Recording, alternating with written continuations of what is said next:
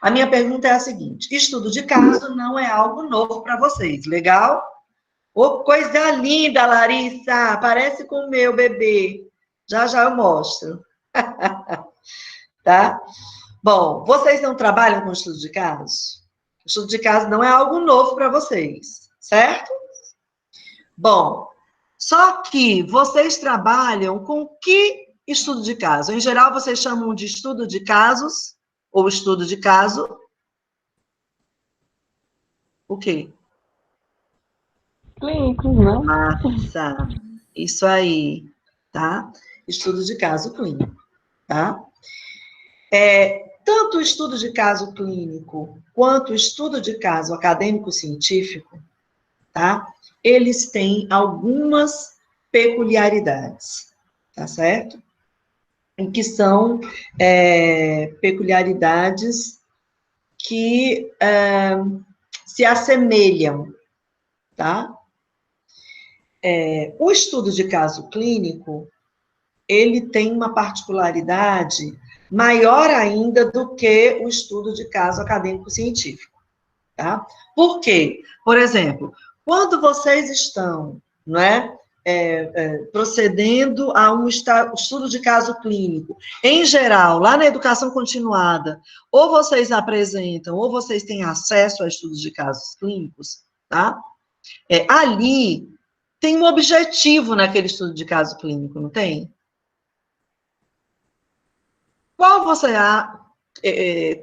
O que você acha que é o grande objetivo do estudo de caso clínico?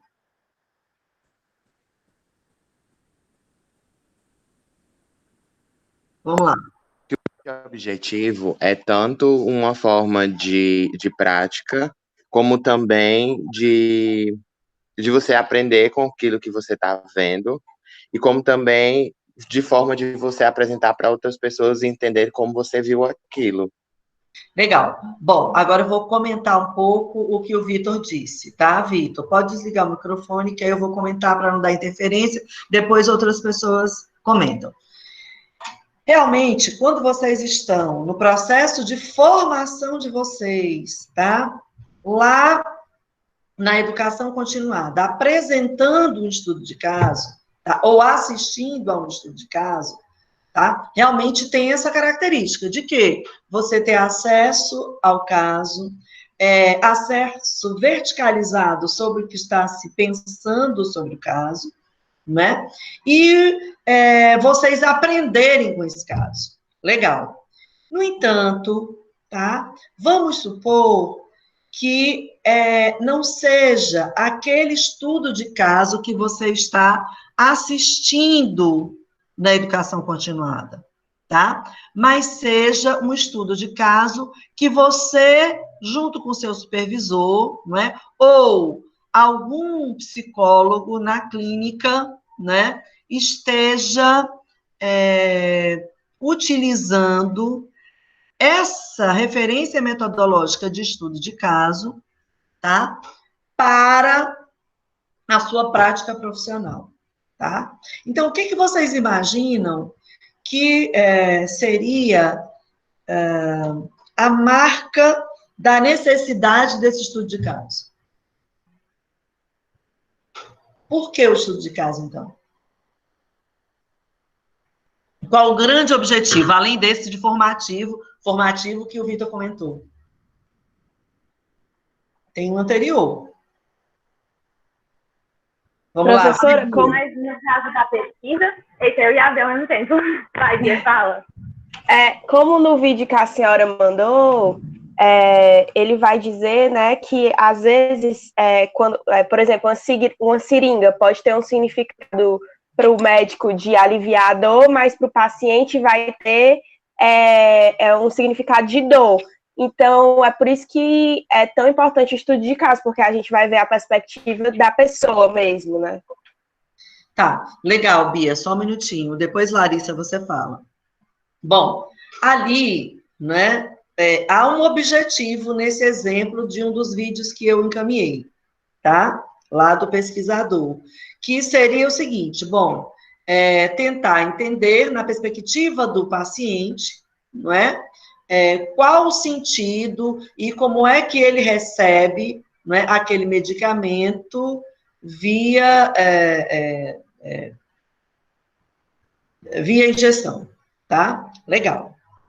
Só que, quando a gente pensa, né, nos nossos processos profissionais no campo da psicologia, tá? E que você diz assim, olha, eu estou precisando fazer um estudo de caso. Aí eu quero abrir um outro parêntese para depois retomar a minha pergunta, tá? O parêntese é o seguinte: nós conhecemos alguns casos clássicos, né, no campo da psicologia, em especial da psicanálise, que são alguns casos que o Freud e outros apresentaram e que nós estudamos, certo? Ali não há casos, não é? Que hoje são referências importantes para nós, tá? Então, vamos deixar, nesse parêntese que eu estou comentando aqui com vocês, esses casos um pouco de lado. Vamos pensar no contexto hoje, tá? Quando hoje um psicólogo ou alguém em formação como vocês, que tem um supervisor ou uma supervisora, que vai desenvolver um estudo de caso, né? Em geral, você desenvolve esse estudo de caso para quê? Vamos lá. Vamos pensar e vamos comentar aqui. Quem vai falar? É a Bia? Eu acho que... Larissa, vai, Larissa. Eu acho que, no caso da gente estar fazendo, enquanto acadêmicos ainda em formação, né, enquanto psicólogos em formação, eu acho que puxa muito para o que o Vitor falou, de que contribui com a formação de outros e com a nossa própria, né, que, querendo ou não, se for algo publicado, que eu espero que seja o caso que a gente está falando aqui, pode contribuir não só com a nossa área, mas com outras também, né? E servir como exemplo, ou modelo, ou, enfim, só informativo mesmo. Mas, querendo ou não, é algo que ultrapassa as barreiras do nosso nicho, né? Então, serve muito para a gente lá fora. Mas mais para esse lado, que eu acredito que seja mais para o lado acadêmico, mas se for pensar no seu parêntese, na questão dos casos, né, que são mais antigos que a gente vê até hoje, eu acho que existem casos, e até hoje existem casos sendo estudados, que são casos únicos, casos que ficam aí para sempre, né, que a gente vai continuar estudando e voltando a eles frequentemente em diversas áreas, na nossa não seria diferente. Então, eu acredito que tem todo é uma ferramenta, né, atual, mas também é uma ferramenta atemporal, porque vai ultrapassar outros momentos, vai chegar a outras pessoas, enfim, vai ficar por aí para ajudar todo mundo. Legal, obrigada. Então, eu acho que essa contribuição da Larissa, do Vitor, né, da Bia, as contribuições foram muito importantes para a gente pensar mesmo isso. Então, a gente já começa a perceber uma coisa nesses casos, né? A Larissa disse isso, mas, assim, eu queria que vocês pensassem na centralidade do caso. A questão é a seguinte, gente: nem todo atendimento, tá, se constitui enquanto um caso que vai se configurar enquanto um estudo de caso. Legal?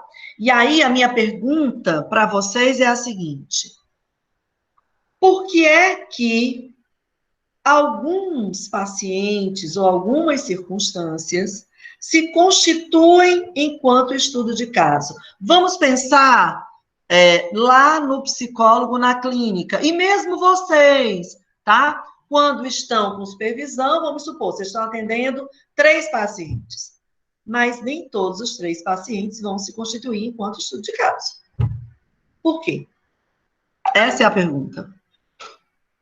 Adorei a contribuição de vocês, partindo do que vocês disseram.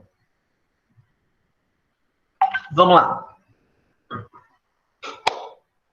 Vamos lá, gente. Eu acho que, como, tipo, tudo vai ter, ele vai ter Ju, que eu ter adoro ver alguns... você. Deixa eu te ver. Não, professora. Vai, Ju, aparece. Ah, meu Deus. Espera aí, então. Pronto. Massa, massa. Eu acho que precisa ter alguns requisitos mínimos para que se torne um estudo de caso, né? Talvez a gravidade ou a singularidade daquele caso vai fazer com que ele vire um estudo de caso, mas eu acho que tem que ter uns requisitos que, como todo instrumento de pesquisa, ele precisa seguir uns instrumentos, umas medidas, né, para poder ter até algo. Ah, não sei dizer a palavra, professor, agora. A Ju, senhora me peraí. Ju, desestruturou, pediu para para eu aí, para aí, aparecer. para aí, Ju, fechou. Você estava fervendo, então ferveu, respondeu certo, tá? Aí agora para, pronto. Aí eu vou Tá retomar aqui bom. com vocês, tá? Legal. É isso aí, tá? Para se constituir enquanto um estudo de caso, a gente está falando no clínico, depois a gente vai para o acadêmico científico, tá? Para se constituir enquanto um estudo de caso, primeiro, ele tem de trazer algumas peculiaridades, tá? Então, ajude-se assim, olha, ele tem que trazer algo singular, ele tem que trazer algo específico, que exija esse estudo de caso. Então, a primeira coisa que a gente tem de entender, quando a gente pensa, que eu ainda estou falando em caso clínico, tá? Em caso clínico, é que ele tem de ter algo muito peculiar que foge um pouco, ou bastante, em geral bastante, daquilo que, em geral, você observa em situações semelhantes. Claro que nós não temos paciente nenhum, né? Seja em quaisquer um dos espaços de atuação profissional do psicólogo, que eles sejam idênticos, tá? Mas nós sabemos que há casos, né? Ou há pacientes, há circunstâncias, né? Que se assemelham, que tem muita proximidade, que a teoria, que a tua experiência prática, ela dá conta. Quando é que você precisa proceder a um estudo de caso clínico? Quando ele traz peculiaridades que fogem àquilo que, em geral, se observa. Jamais usaria a expressão normalidade, tá? Mas que foge ao mais comum. Então, por exemplo, quando vocês vão assistir, né, na formação continuada, a apresentação de casos clínicos, não são quaisquer casos. Vamos supor, você está atendendo com supervisão 3 pacientes, tá? Você não pode dizer, quaisquer um desses 3 eu escolho para apresentar lá na formação continuada. Não, não é assim. Você vai apresentar na formação continuada ou na clínica, quando você já for psicólogo ou psicóloga, tá? Vai necessitar, né, ser um estudo de caso aquilo que foge, né? Aquele caso que foge ao que, em geral, acontece, tá? Então, primeira coisa que vocês têm que saber, para caso clínico e para caso acadêmico-científico, eles são fenômenos, circunstâncias, indivíduos, sujeitos que apresentam peculiaridades muito específicas, que fogem ao não vou usar essa palavra, né? Que fogem ao comum, que eu ia usar padrão, mas Deus me livre. Deu para entender? Hein? Quem é que poderia resumir aqui para a gente, então? Olha, gente, estamos com 19 pessoas aqui, maravilhosas. Eu estou amando minha turma com 19, né? Mas eu quero ouvir muita gente. Vamos lá. Quero que 3 resumam. Vamos lá, até agora o que eu disse. Eu posso tirar uma dúvida? Pode, que deve, Vitor. Massa. Por exemplo, eu estava Aparece, lendo. Vitor! Não, Aparece, Vitor! não. Deixa eu dizer uma coisa, Vitor. professora. Hã? Por exemplo, eu tô lendo um Peraí, livro. Vitor, a gente está aparecendo, para com isso. Não, eu não posso. Ok, tá impróprio agora, tá, vai.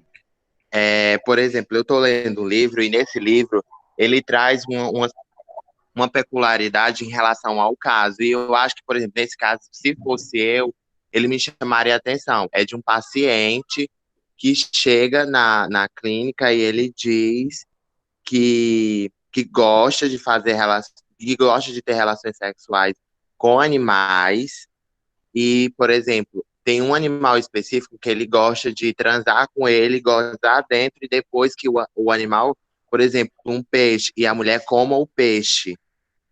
Tipo, ele e a mulher comam esse peixe. E aí, assim, nesse caso, esse caso seria bem peculiar, porque eu acho que não é normal, entre aspas, vou utilizar entre aspas, de se encontrar e da gente sempre, tipo, de ser do nosso dia a dia, a gente escutar esse discurso. O caso seria mais